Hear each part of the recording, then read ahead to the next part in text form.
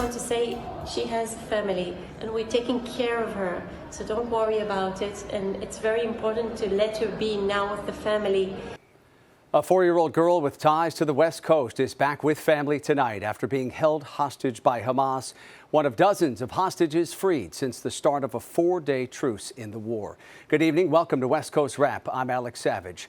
4-year-old Israeli-American Abigail Eden is being cared for by relatives in Israel tonight. Heartwarming photos of her reunion with loved ones were released earlier today. The New York Times reports she has several relatives in California. Abigail's parents were both killed on October 7th when Hamas militants stormed their kibbutz. She ran to a neighbor's home for help, where she and her neighbors were then taken hostage. One of her aunts has spoken briefly, saying the entire family is grateful she's safe. She's being checked and taken care of. I want to thank everybody for all your love and support. It's amazing, and thank you so much. Abigail's 2 older siblings avoided being kidnapped by hiding in a closet for several hours. Israel and Hamas have agreed to extend their ceasefire by 2 more days, raising hopes that more hostages will be freed in exchange for Palestinian prisoners. So far, 51 Israelis have been released and 150 Palestinians over the 4-day truce. 2 Israeli women and 9 children who were freed today are being treated at a hospital after more than 7 weeks in captivity in Gaza. We can say at this point that all our children and mothers are in a stable medical condition. The extended ceasefire will also allow more humanitarian aid to enter Gaza. Around 200 container trucks brought humanitarian aid into Gaza today. And you can stay on top of West Coast's reaction to the war in the Middle East by heading to our website, westcoastwrap.com. Tonight, the FBI is investigating a suspicious package that was sent to a synagogue in Seattle. The synagogue tells our affiliate Fox 13 they received the package today with suspicious wording on it. They didn't open it at the synagogue and they called 911. The synagogue tells us that this is the second time they've received suspicious mail since the start of the war, so they've been extra vigilant. But the rabbi says it won't stop the congregation from continuing with normal activities. Continue our prayers. We continue our normal services. We will not let this deter us from activation of what we do here in the synagogue, and the message that we give to our people is that unfortunately this is nothing new to the Jewish people, and it gives us the ability to just harness and get closer to our strength, our faith, our principles, and to take more pride in who we are and in what we do. Authorities are planning to test that envelope to see if it contains any harmful substances. President Biden will begin a 2-day trip to the West Coast tomorrow that was postponed last month because of the conflict in the Middle East. Tomorrow, he plans to attend a campaign fundraising event in Denver. Then on Wednesday, he'll visit the CS Wind Factory in Pueblo, Colorado. He's expected to focus on the economy during his visit to the factory, calling attention to investments in clean energy manufacturing. For the first time in 3 weeks, students returned to class at Portland Public Schools today. Striking teachers and the school district reached a tentative contract agreement last night, allowing classrooms to reopen today. The agreement includes a cost of living pay increase of nearly 14% over the next 3 years. It also boosts support for mental and behavioral health. Union members and the school board are expected to vote on the tentative agreement tomorrow. Parents dropping students off for school today said that they were grateful for this breakthrough. I think this is just another example of systems that need to be changed, and the last people we need to be blaming are the people who have put their heart and soul into our future and our children, and literally our kids is how we looked at this. Teachers are one of our greatest assets and one of our biggest game changers in a child's life, so there was 110% support behind them in this, in their fight for our kids. The president of the Portland Teachers Association says the tentative agreement addresses several challenges that teachers have been facing.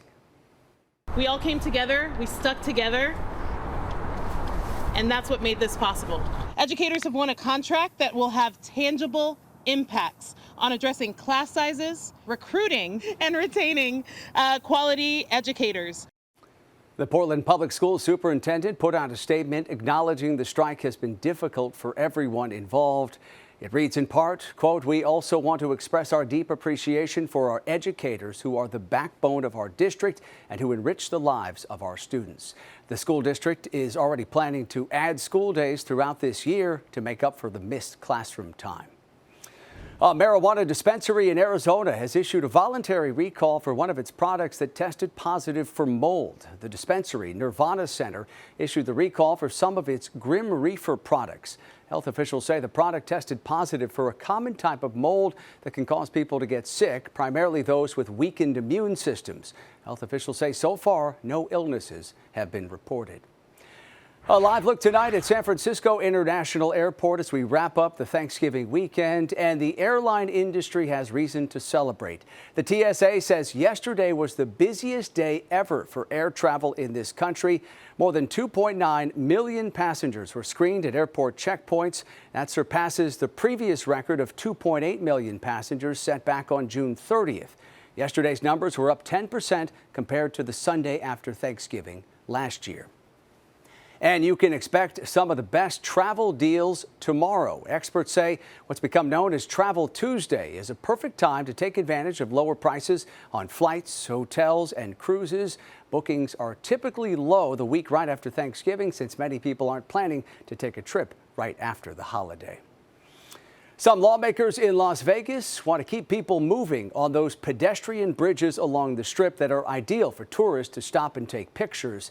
Fox 5's Mike Allen has more tonight on the county ordinance that's focused on safety.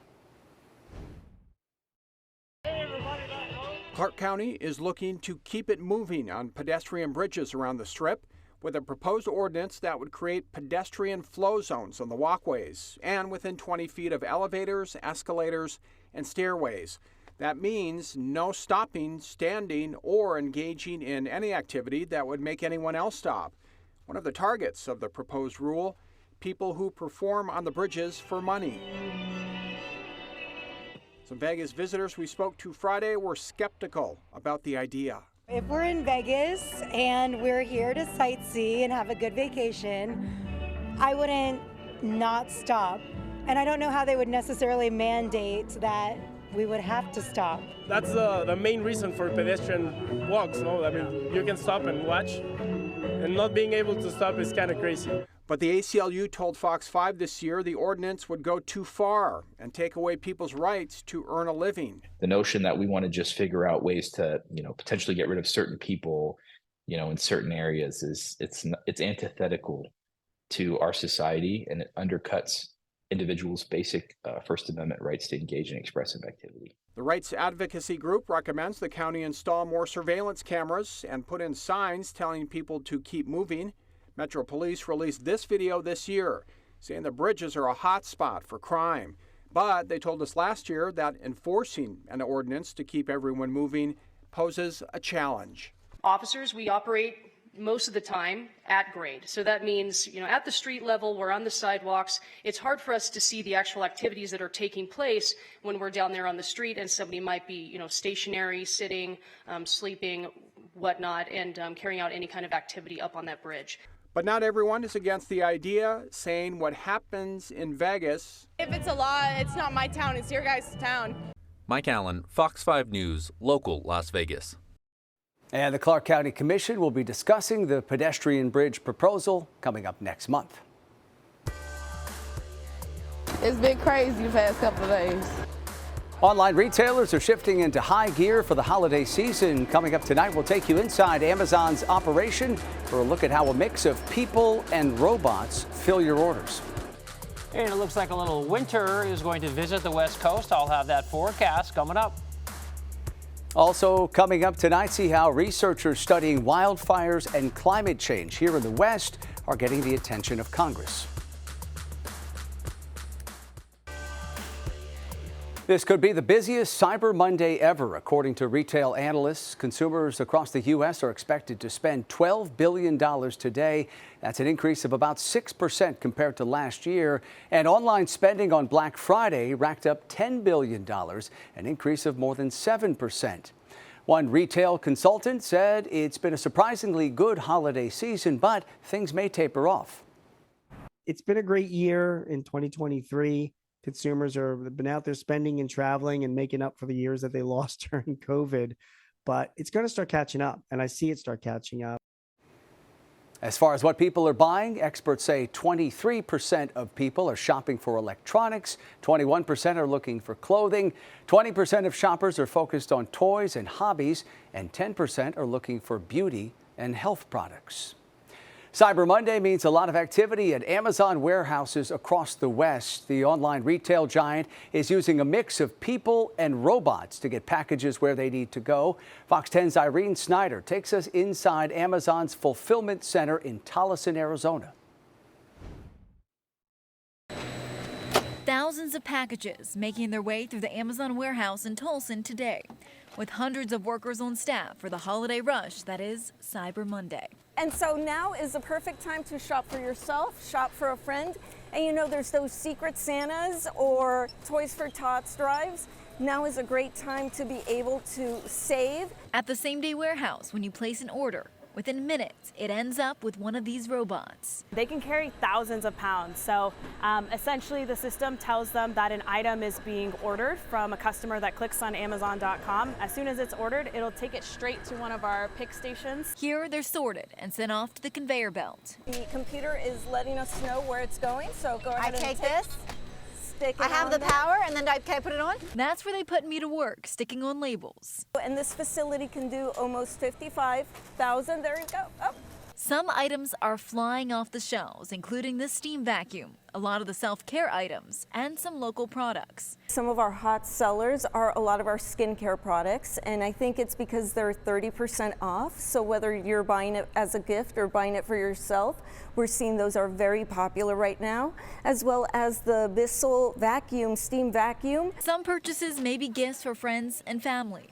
Others might be for yourself, because there's nothing wrong with snagging a good deal when you can. Irene Snyder, Fox 10 News.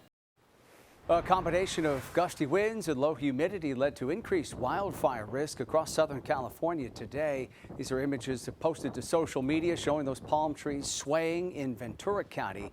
Gusts of up to 50 miles per hour were seen today and experienced today, and they're expected to continue through tomorrow all across that region. Let's turn things over now to KTVU's chief meteorologist, Bill Martin, who is tracking those strong winds and the weather conditions all across the West. Bill? Yeah, the winds in Southern California really have died down over the last 6-7 hours, and the wind advisories have been dropped, the wind warnings have been dropped, so better conditions in Southern California and the south of Point Conception. Here's the West Coast. Of course, you can see it's been basically clear throughout the day today for most of us. A few clouds down towards Orange County. This is the system that's actually going to end up impacting the entire West Coast. It's not a huge system, but it's got a lot of activity behind it. So if we come in closer, we can take a peek at, well, of course, San Francisco. Temperatures in San Francisco today were in the 60s.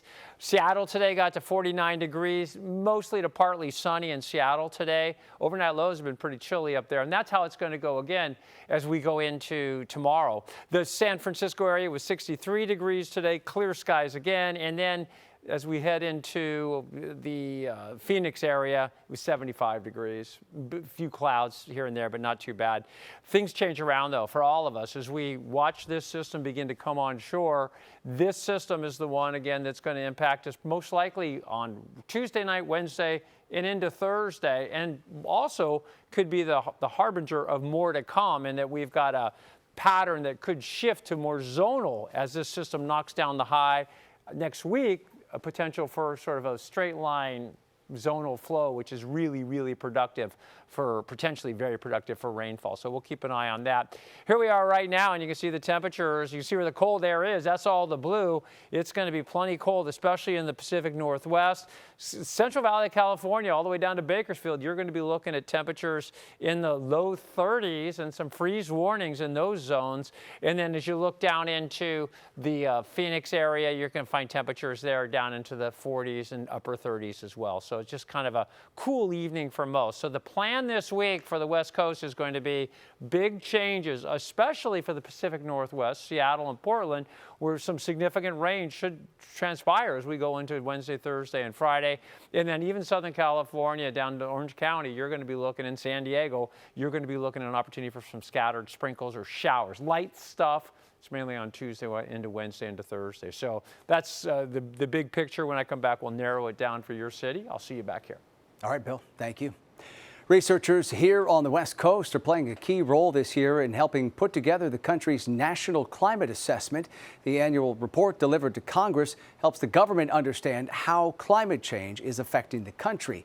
Fox 13's Chris Arnold spoke to one researcher in Utah who's highlighting the connection between global warming and wildfires. Here in the Beehive State, people have differing views when it comes to climate change.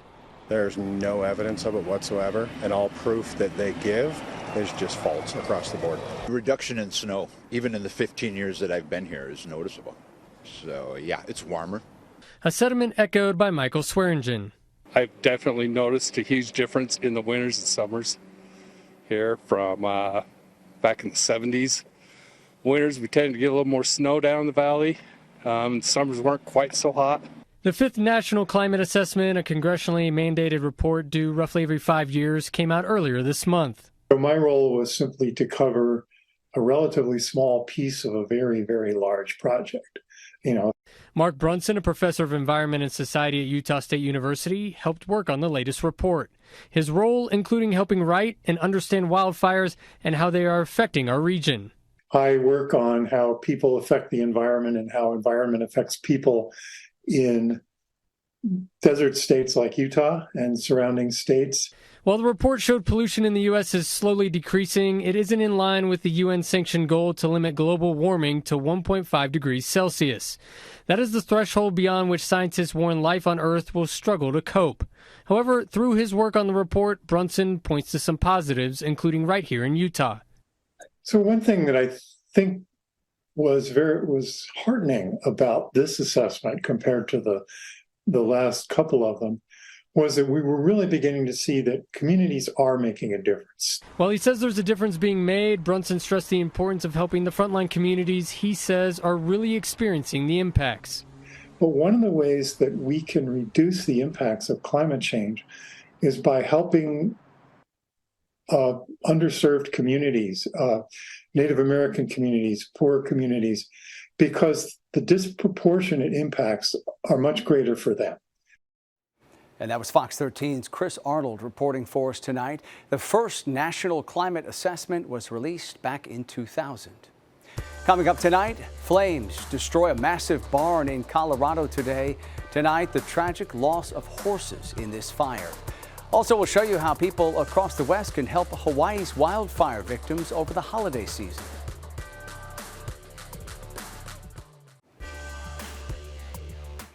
A man was arrested after causing quite a scene at Disneyland. Witnesses say that the 26-year-old man took off his clothes at one point on the It's a Small World ride. The 26-year-old man stepped out of a moving boat on that ride, stripped down to his underwear, walked around among the displays, and at one point sat down in a fake lake. Witnesses were heard yelling at him to get down. Anaheim police arrested the man for indecent exposure and being under the influence of a controlled substance.